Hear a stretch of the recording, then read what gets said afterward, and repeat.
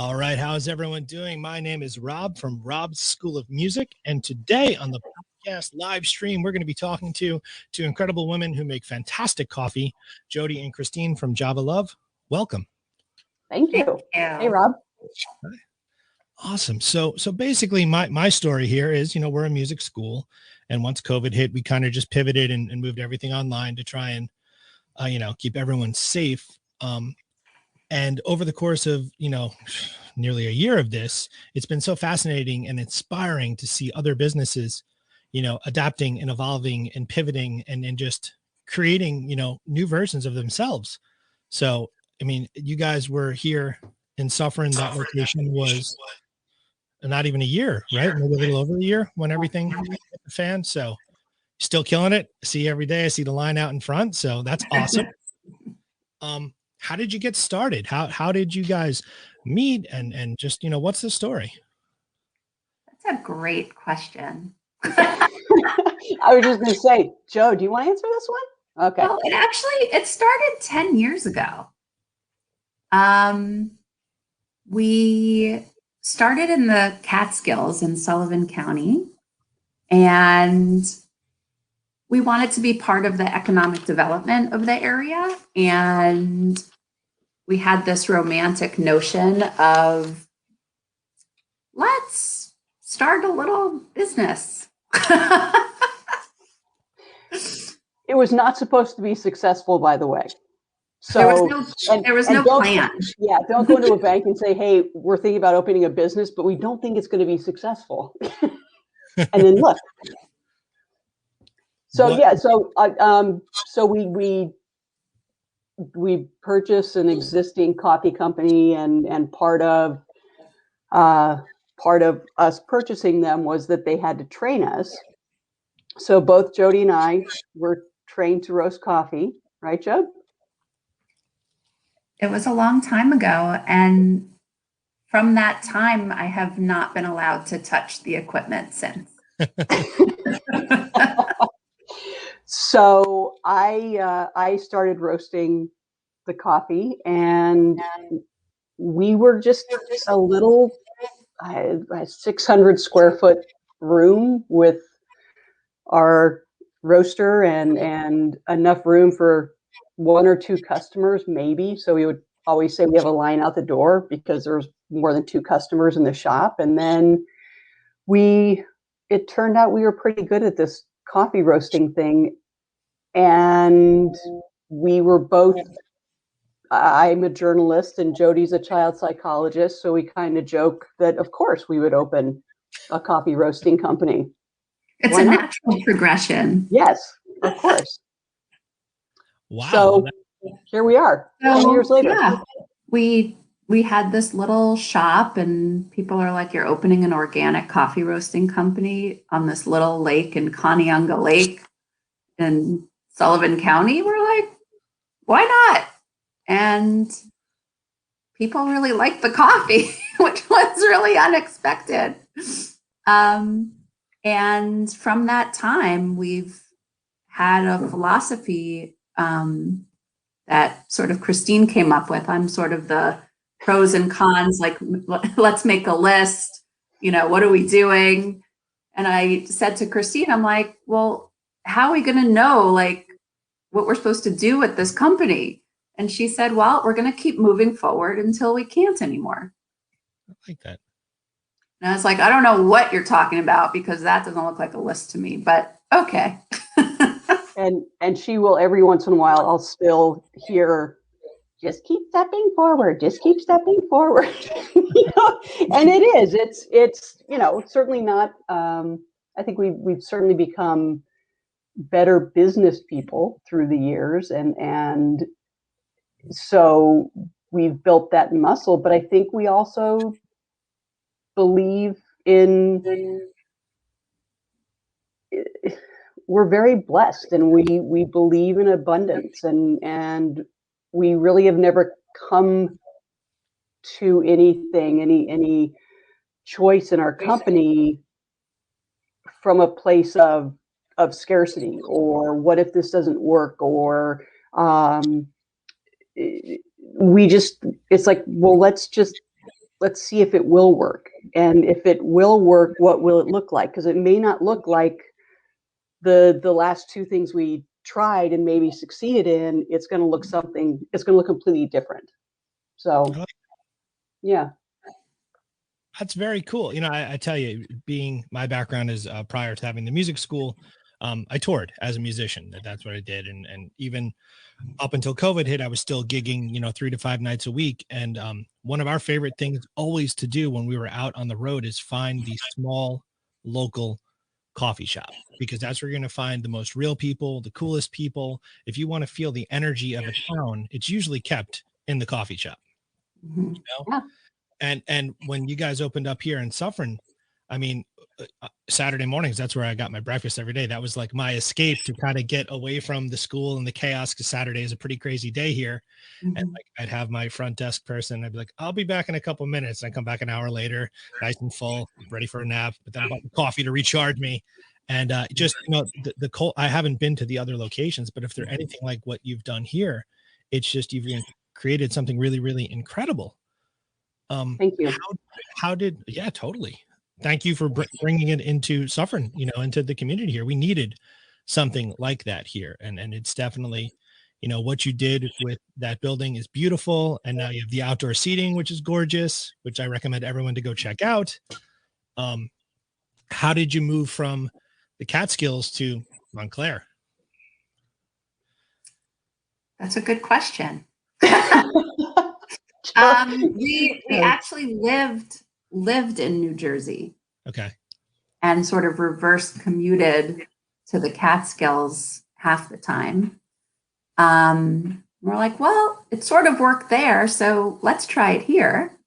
So we had 2 shops in Montclair, and our roastery was up in the Catskills, and we really needed to bring the roaster more equidistant to the shops, and did a lot of research and worked with the people in Rockland County, and they wanted to show us, that spot across from the bank that they own, like in the corner.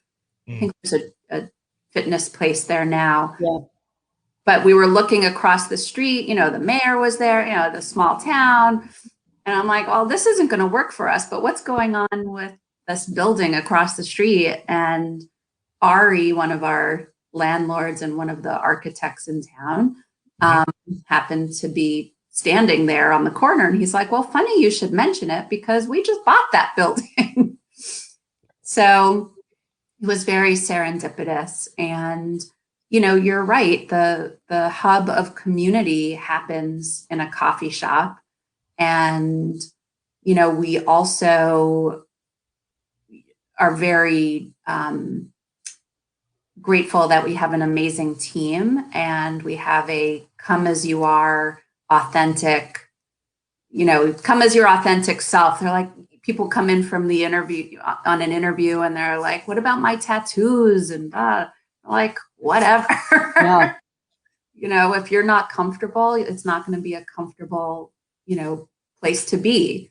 So one of the challenges we've faced through COVID, is how do we create this community when no one can really come inside? Because at 25% capacity, that's like 2 people for us. Yeah. And I think like Jody said, the come as you are, and that I think, because that is who our team is, and I think that feeling spreads to the people who come to visit the shop and get coffee or breakfast. And there's just, it is fun and joyful and happy, and that's what it should be. I mean, it shouldn't be, a person getting you a cup of coffee in the morning shouldn't be angst ridden and angry about it's like it coffee is a really wonderful thing. I mean, every community, not just the community that we get to serve and share our coffee with, but the coffee community as a whole is an amazing community, and gracious, and just lucky to be a part of all of them. Yeah, I mean, I definitely want to pick apart the whole process of that, but you said a word that I wrote it down. If you ever see me looking down, I'm scribbling because I have insane ADD. So if something triggers me, if I don't write it down, it's gone as quick as it got in there. But authentic, that's Mhm. something that again, having a music school, there are many other music schools in Rockland County. I'm not spoiling a secret. Anyone can find them. A handful of them are corporate businesses, franchises. And I have a friend who actually works the SEO for one of them at their headquarters. And they literally train their employees to use whatever cool hip word is occurring at the time. So, like what's the T? Or I'm 38 years old. It's not the same age where, like, and for me, like if I say dude, like that's just how I talk. I've been talking that way since I'm a kid. But they're training the staff at some of these corporate music schools to act a particular way. And I feel like if you walk Wow. into, a chain corporate coffee store with a green logo, sometimes it feels that way too, where it's a forced vibe. Whereas, your staff is always incredibly friendly and, you just want to talk to them. That, they're just like fun people, the tattoos, different hair, different piercings. It's like, yeah, what's going on? Like, Yeah. I love that. That's real. And that's so authentic. So it's working. I notice it. Thanks. Yeah. One of the things, and we talk about this a lot, what makes us different. You can get coffee anywhere, and one of the things that continues to stand out is that, connection. Like we're so once removed, with technology and now, especially with COVID, everyone is so isolated that connection and that authentic connection is so important. And I think it really makes your day when you step up to the door and there's someone there that knows you, knows your name. Like they may Mhm. even have a drink ready for you. Sometimes our baristas have the drink ready and the person's like, oh, I feel bad, but I wanted to try something different today. Everyone's really proud that they got the drink right, but they're like, oh, so that's really it's a core value, and coffee is the perfect vehicle to bring that all together. Definitely. Definitely. What is the process like when you roast the beans? Mhm. What is coffee? Forgive my ignorance, but how do you get it? And then when you roast it, and then how does it get from the plant to my belly? No, it's fine. I think, I think like Jody just said that, uh, I think a lot of people are, and I don't think this has to do with COVID. I think it has to do with our culture as a whole is we're pretty removed from our food sources and our, where does our food come from and why is that important to know? And I think, coffee, people will, kind of buck and why am I paying $2 for a cup of coffee? And it's like, well, if we paid what it should cost, because based on the number of people and the man hours to make one cup of coffee, it would cost you about $12. So, the cost of coffee is really actually very reasonable. So we get our coffee in it comes as green beans or seeds, basically in 150-pound bags. So we have about 3,000 pounds of beans delivered every other week, and we roast about 1,000 to 1,300 pounds a week. Wow. So, and we roast it 25 pounds at a time. We have a 12-kilo roaster, so it's a very small process. The green beans, and they're from every growing region around the world. So Central America, South America, Sumatra, Africa. And then we have a specific profile for each type of bean. And each roast takes about 14 to 16 minutes. And we roast them anywhere to 425, 26 degrees up to 470 degrees. So, and that difference in temperature is what gives us the different flavor profiles and why the beans look. Some beans have oil, some beans don't. So I always say roasting. It's a really beautiful dance between art and science. I like that a lot. That is a really cool. It's wonderful. It's so fun. Yeah. How do you I'm gonna get nerdy here, so forgive me, but we're gonna ride a wave. So how do you like different regions, the beans taste different from different places? Mm-hmm. Can you, if you're trying to, can you blend beans to come up with different things? Yeah. So yeah. I mean, that's it. So, you know, and I'll get just as nerdy. I'll get just as nerdy back, Rob. Here we go.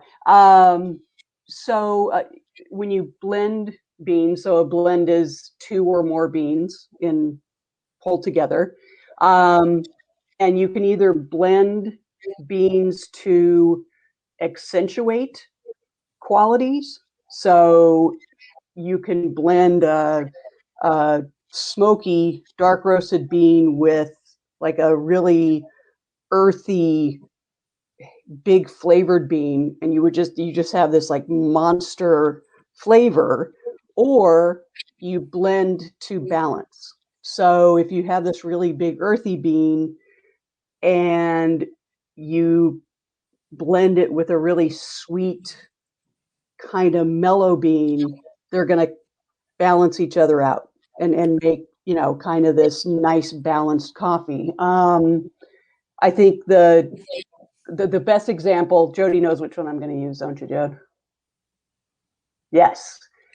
Our Badass Brew, which is, I think is our top seller, and I don't know if it's because of the name or because of the blend itself, but it's a 4-bean blend, and there are 2 kind of bigger, bold beans and 2 lighter beans. It took me about 3 months to come up with this blend. So it starts off like really bold. It's just like this huge mouthful, and then it just balances out into this really soft coffee. So you can drink it black. You don't have to add sugar or milk or anything. And so you can drink black coffee and feel like a badass. So that is, and it was named after an experience with a young woman in Soho who we were at an event, and she came up and ordered a 10-ounce coffee, and she pulls 6 Splenda out of her purse. I'm like, no. And I'm not, I mean, I wasn't trying to be preachy, but it was like, oh, 1, you're going to kill yourself. 2, just give it a shot. And so I talked her into trying it black, because she said, it's just, coffee's bitter. I said, no, coffee should not be bitter. I said, just try it black. If you don't like it, let's add some milk. And then if you don't like it, throw all the Splenda you want in it. So she took a sip, and it was in this old warehouse, and she screams at the top of her lungs, I am a badass. I am drinking black coffee. Like, screams it. And we just cracked up. And so for like the next half hour, you could hear her in different parts of this warehouse still screaming that she was a badass drinking black coffee. So when she came back for a second cup, I told her I was going to make her own blend. When I finally got it, I sent her and her mom a couple bags of badass. So that's her brew. I love that. That's so cool. Like, it was fun. I am a wine drinker. I have In Vino Veritas tattooed across my chest. So yeah, love that. But the blending aspect of that, I love that. I've been to Napa a bunch of times, just to own a restaurant. I didn't realize coffee worked the same way. So you're in essence making proprietary blends that are something you've created something. That's really cool. And wow. And we're gonna have to talk, because I'm also a certified sommelier. So we'll have some fun. Yeah. Oh, right. Oh my God. I'm all distracted. I don't have a tattoo though, so that's okay. That's a whole story. Wow, I'm just like, that totally took me off my track. What about your branding is so on point. I remember when the Suffern location first opened, you were at the street fair, you were giving out the palm cards and the stickers and you're with the stamp on the so you don't burn your hand sleeve and on the paper bags. Like that's something within the school. Like I had my logo's everywhere. You know, I introduce everybody. Hey now, Rob from Rob School of Music. Like it's just I don't even say the Rob's the from. It's just hey now, Rob School of Music. It's absurd, but whose idea was it? How'd you come up with the logo and just really just putting so much attention to that detail? When we first started, because we were up in the Catskills, we were right down the street from Bethel Woods, the original site of 1969 Woodstock.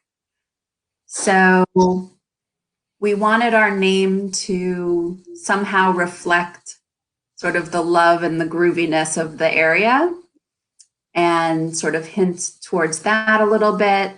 But we also were very involved with the agriculture of the area. So we were at farmers markets. We sourced a lot of farm fresh food from the local farmers and local artisans. And we loved, I think we were at a farm market and someone had like old milk bottles and they used to have these really cool designs on them. Right, Christine? Like the little paper tops. They were the paper tops that came on top of a glass milk bottle. Oh, and wow. if you search like cardboard milk caps, the art and I think, I mean, so it goes back to like the 40s and 50s. So it's this very kind of block printy type art. And so that's kind of what we were motivated to kind of try to replicate a little bit. I think only we would know that. We're yeah. That, but that was the original motivation. And, since then, we've always prioritized, sustainability and care for the environment and really trying to hook in to as many local resources as possible. So part of the branding, we brought a lot of wood and reclaimed wood and barn wood from the Catskills to all of our shops. So, sort of reusing materials. And we also have a lot of practices in the shop for sustainability, like compostable cups and bringing a reusable jar for a discount on your coffee beans. We used to do travel mug, the discount, but in COVID, we're back to paper right now. But we'll get back to it. And that also goes to how we source our green beans from farms that we know the farming practices that they're doing and that they're working with respect to the farmers and the land, giving the farmers proper wages and health care. So it runs deep. Yeah. That's awesome. And I think I may get a little mushy here. Try not to tear up, Rob. I think it happens once a month. So okay. I'm ready. It was. I mean, I think it's when we started the company again 10 years ago, and we are so blessed to be where we are. Java Love was like it was one name, and the Java part is super important. The coffee part is hugely important. That's a core. But I feel like the love part is kind of, the coffee is the vehicle for us to get to do the love part. And the love part is giving back and being sustainable. And so it just kind of became the vehicle for us to get to do the love part, if you will. That is beautiful. Wow, thank you so much for doing this. Like I'm just learning so much, and like, that, like that's, you feel that when you're there, you feel like I'm going to keep circling back to the vibe and the energy and the culture. Like when I first found this location here in Suffern, because the music store that I was operating out of was closing that location. I was like, oh my gosh. In like a week I had to find a spot, and I found it here, and I grew up in Suffern. So this is, my town. Um, it was so conscious of me that I wanted to make it a place where people felt comfortable to hang out, and kids could be themselves, and grown-ups could try to achieve something that they never thought they could. A lot of people, I wanted to when I was a kid, but now it's too late. It's never too late. And COVID sort of robbed us here of that culture, where you would have someone come in at 4 o'clock for the guitar lesson, and all of a sudden it's 9:30 and mom's picking them up, and they've been hanging out in the front watching concert DVDs and popping into other people's lessons. And hearing someone else, it's different, but it's the same in a way, where you're just using your business as a way to give back and share this, and kind of pay it forward. So I'm all about that. That's really great. And thank I you was for going to doing say I came during the street fair. I think I spent more time up at your shop than I actually spent down at ours, because there's so, I mean, what you had up there is just, it's phenomenal. And I just kept running up to see who was playing, and so Thank yeah, you. you got it. It's Thank you awesome. so much. Yeah, I think, thank you. That's just, again, speechless. Thank you. I think bringing that type of energy anywhere is going to make a difference. Mhm. And yeah. So let's talk about COVID a bit, and how that's tried to steal our energy away. Ooh, yay. So I don't remember if I said at the beginning or I said it off camera, but watching local businesses find ways to reinvent and sustain and push through all of this, it's so incredibly inspiring. What was your COVID journey like? Like for us here, we shut down in-person lessons March 8th or 7th of last year, Yeah, and we've yeah. been full virtual ever since, which was a little bit before things got super crazy. But what was it like for you, when all that hit the fan? We closed everything down in March for at least, I don't know, 8 weeks. Mhm. Did have our online shop going, and we also do wholesale. So wholesale and online were still going. All of our shops were closed, and we became a fully family business with the teenage kids packaging coffee in Suffern. They would do school there, and in between, during their study halls, we would have them working, and they became our social media team. And they're 17 and 14. And then we were like, okay, what can we do next? And we really wanted to serve the community. And that's when no one wanted to go to the grocery store, and you couldn't get a slot on a delivery. So we started putting some breakfast and lunch kits together, because we could still source from our restaurant and food purveyors. So we would do, pancake breakfast, and we'd put in bacon and pancake mix and milk and eggs and all the things, toilet paper. We were giving out free toilet paper because we could get this commercial, these huge commercial rolls of toilet paper, from our restaurant people. So we did that for a while. And then, as time has gone on, we've learned more about COVID and how to stay safe. But, we have over 30 employees who are very anxious. Some of our stores, you could see hundreds of people in a day, and it's very nerve-wracking. So that's been at the forefront, to keep our staff and our team as safe as possible and to keep the customers as safe as possible. We don't really want to be getting into fights with people about wear a mask in the store. We're not in the business of policing masks.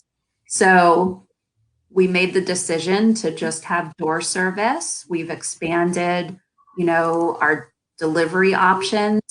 We're doing free delivery right now. And you can get everything at our door. And so we were able to do that fairly well until it got freezing cold.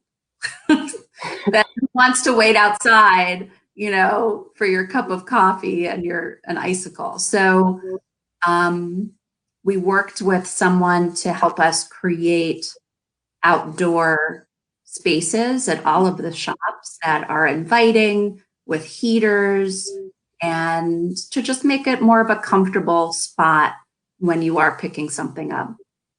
And in Suffern, we just, having your own business, and I'm sure you realize this too, like you learn so much about things you never thought you would have to learn about.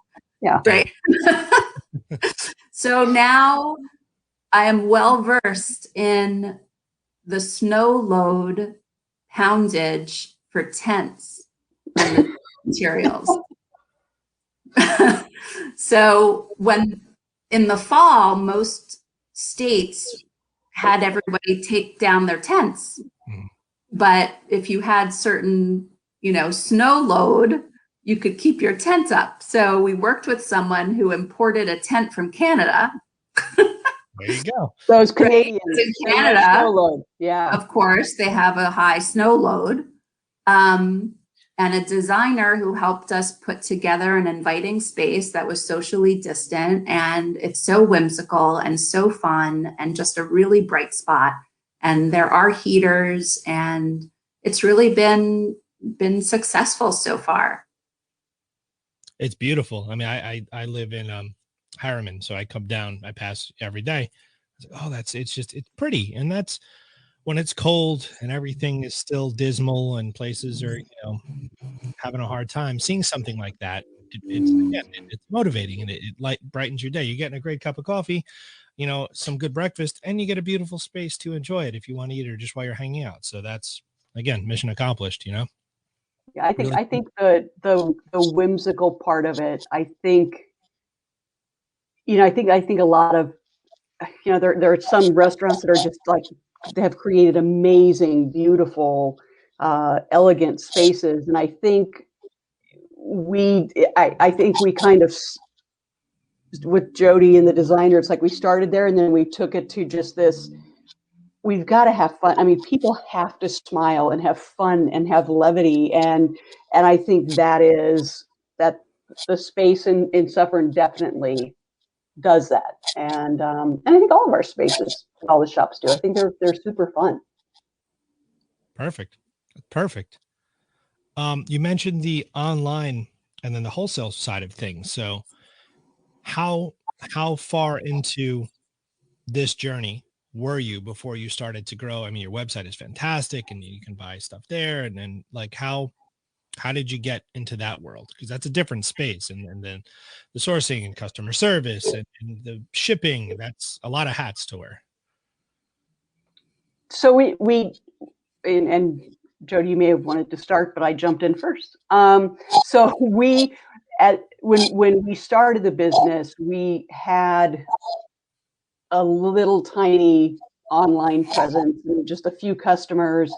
So our online shop existed. It's been in existence since we started, but certainly with COVID, it just exploded. And I think, for up until about November, we were knocking it out of the park in getting everybody their coffees. And then the post office just, they hit a rough spot. And so we hit a rough spot as well.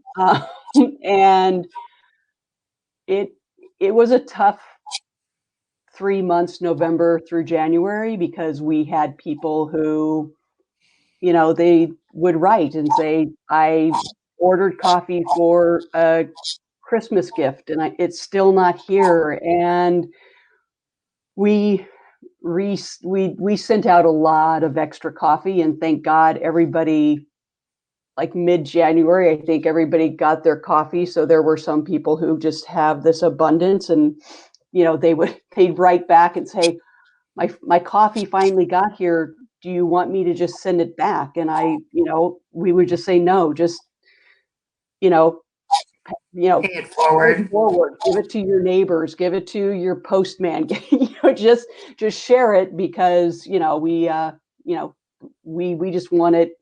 Let's just keep moving forward and not try to undo what it was. But our online customers are amazing. And then Joe, do you want to talk about wholesale? We have some amazing partners in wholesale. Mm-hmm. When we started, because we started this organic coffee company in the middle of Sullivan County, we didn't know what it was going to look like. So we're like, well, if no one comes to buy coffee in the store, we should try to do some wholesale, diversify. That's a business word. We're going to diversify, right? So we had this online shop, which actually worked pretty well because it was very seasonal up there. And so people from the city would come up, they had second homes, or they'd come for a holiday, and they would fall in love with the coffee and then continue to order it throughout the year. And that was always shocking to us, right, Christine? You live in the city, you live in Brooklyn, and this is your favorite coffee? You have coffee all over the place. My favorite is the people who would leave, after Memorial Day or Labor Day, and they'd come in the shop and they'd pick up 5 bags, and I'd be like, you're okay, and they're like, I'm going back to Brooklyn. I'm going to be back for a while. I'm like, you can't swing a cat in Brooklyn without hitting a coffee roaster. They're like, yeah, but it's not like this. And it was like, okay, we're doing something right. So, okay. Awesome. Yeah. Wow. Yeah.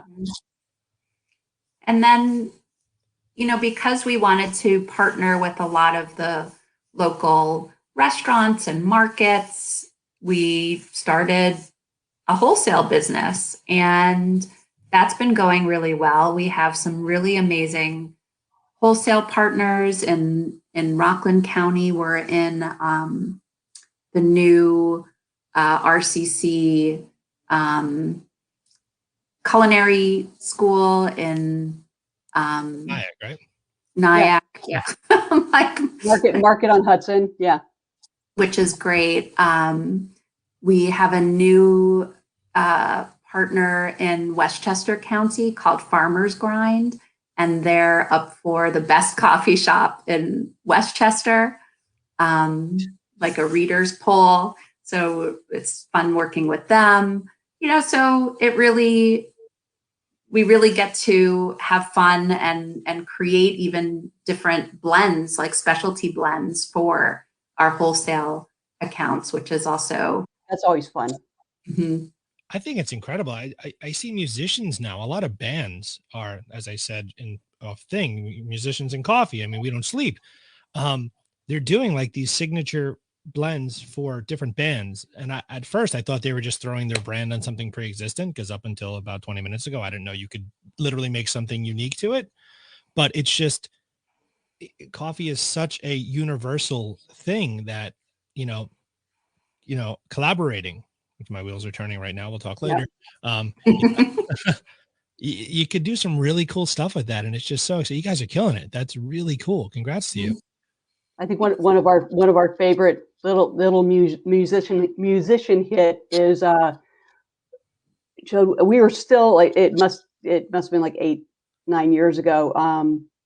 Fish came through and did a 3-day weekend, Memorial Day weekend at Bethel Woods, and we were not just the coffee house, but we were also we would just fill up people's water. So literally we would just they bring jugs and whatever, and we were just the watering place. And Bethel Woods would sometimes, like backstage, they would give like local products, whatever, to band members. And about a couple weeks after the band left, we got a coffee order from them. They were on the road, so they ordered more Java Love on the road, and I was like, that was like our claim to I was fame. like, oh my god, just ordered coffee from us. That was the best. I was. They so only excited. ordered it once, but that was enough. I didn't care. Yeah. Trey wanted your coffee. You're winning. Yeah. I was like, oh, this is the best. This is so cool. Wow. You guys are rock stars. You're rock stars. Coffee rock stars. Yes. We're rock roasters. I like that. Rock roasters. Let me see here. I have one more question, and I don't know how to phrase the question. So, and it's coffee preparation. Again, going down my over-analytical nerdy place. So if you're making coffee at home, a lot of people crap on the Keurig machines and then the French press. And now I see people are doing it with the filter and then they drip the water on top. Versus like, when espresso, like what, if I'm drinking it, what makes it different through the variety of preparational styles? If preparational, I don't know if that's a word, but go with it. It is now. Okay. It's what you like. It's what tastes good to you. And I think there are some hoity people who will be like, oh, well, you have to, it's like, no, whatever's best, for you and however you like it. I think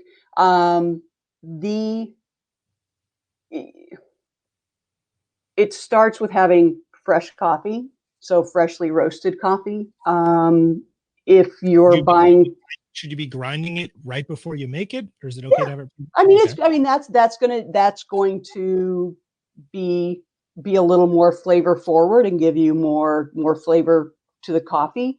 When you grind it, it ages a little quicker. But if you're buying coffee that is freshly roasted, it's not going to degrade that fast. So, and a Keurig, that's fine. They have the little refillable, you can put your own coffee in and put it in the Keurig machine. That's the best way to do it, because that, again, you're getting fresh coffee. And if you're buying the little cups, God knows how long it's been in those things, so it's pretty old. And then it's all about a French press makes it's really bold, flavor forward brew, because it's in there. It's the grinds are sitting with the water and it's extracting all the flavor. Whereas a pour over, it's in there with the grinds a very little amount of time, so it's a little cleaner and crisper. So there's a whole range, I just think the most important thing is start with fresh coffee, freshly roasted coffee, and you're not going to go wrong. And experiment. I mean, have fun with it. If you like a medium roast coffee, you like it kind of sweet and laid back, ask one of our baristas, or ask, wherever you are, ask somebody, say, I like this. Is there something else I could try? And sometimes people will come in and say, it just doesn't taste the same as it does in the shop. So it's important to have the right grind size for the type of brewing that you're doing, and a healthy heat on your water or the coffee won't extract properly. Oh, so the temperature of the water is a factor as well? Yeah, there's most coffee makers, like the Mr. Coffee and those, the heating, the water should be at about 200 to 205 degrees. Most of those don't even quite get up to 200, so your coffee is going to taste a little flat, like it's not pulling enough flavor out of the coffee if the water doesn't get hot enough. Wow. Yeah. Super informative. I'm telling you, people are going to watch this, and there's so much to unpack in this. This is awesome. We'll come back again. Yeah. Yeah. I mean, I'm telling you, my wheels are turning for something else. I have an idea. Okay. But those are my questions for now. So, I mean, thank you so much. When I repost this, I'll put the links to your website. Thank you. Suffering, for people local, but people are watching this all around, so they can buy. Anyone who watches this, you can buy the coffee anywhere in the country, I would imagine, through the website. Yeah. So Yeah. taste what they're talking about. This sounds some cool stuff. Get that with a badass brew. That's the one, I think. So That's the one. There you go. Awesome. Thanks for having us. Rob, thank you so much, and thank you for not making us sing or play an instrument. And next time we'll bring our instruments. Yeah. Singing doesn't mean ukulele. But I need lessons. So well, I got a guy who can do lessons, but even better yet, what we can do is post-COVID, we can come hang out at one of our places after hours, bring some coffee, bring some wine, bring some instruments, have a good time. Love that. Sounds like a plan. Great. Rob, Awesome. thank you. Thank you so much. Thank you. Stay Seriously. healthy. Stay safe. You as well. All right. Okay. Bye. See ya.